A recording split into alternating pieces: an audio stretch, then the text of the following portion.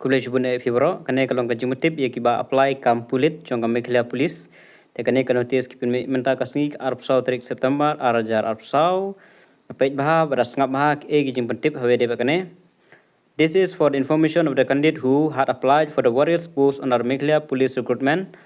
2024 that the Central Recruitment Board has published the list of candidates who will be issued with admit card and the list of candidates with invalid application in the Mekhlia Police website with effect 24 September 2024.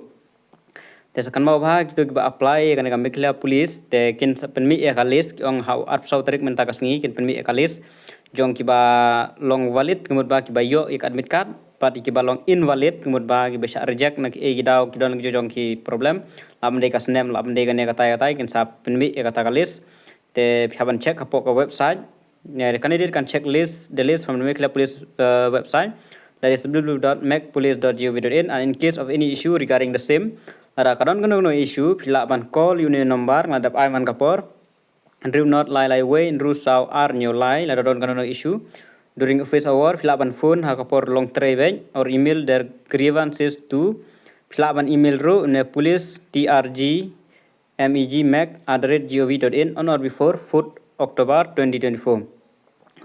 Andala mi kata kalis te kidon kita ke bahasa I invalid te phi kwa ban object phi kwa ban penbej ne gino baro mudba ha shwa ka sau Oktober hapo bej jong sau Oktober phila ban lej ban object phila ban lej ban lek menu kan sepen tip te phi ban lej bej kumtahi den la tam mi ka sau Oktober kinum tre shu ban penbej kita gijing bakla ne gino ma. Pehnelong, kindly note that the Central Recruitment Board will not entertain any complaint after the 4th October 2024. Hadin jong sau Oktober melada poisan 3 Oktober kinum tre syu lada philit ban complaint. Hapo sau 3 Oktober hin la ban complaint lada don gino kijing complaint ba phi kwa ban complaint lada kami kerteng jong phi haka invalid ma. Invalid list application invalid application belai kalong invalid te la nam la ban penbet syu kidon wita. Te yamenta ngaladep check hapo ka website kampat long imat la bon ba pli ne kumno ka website amla ada ban loading te radon apa yang jupi bala ban loading te sa check mentah hapo ka website kene ka mechpolice.gov.in sa check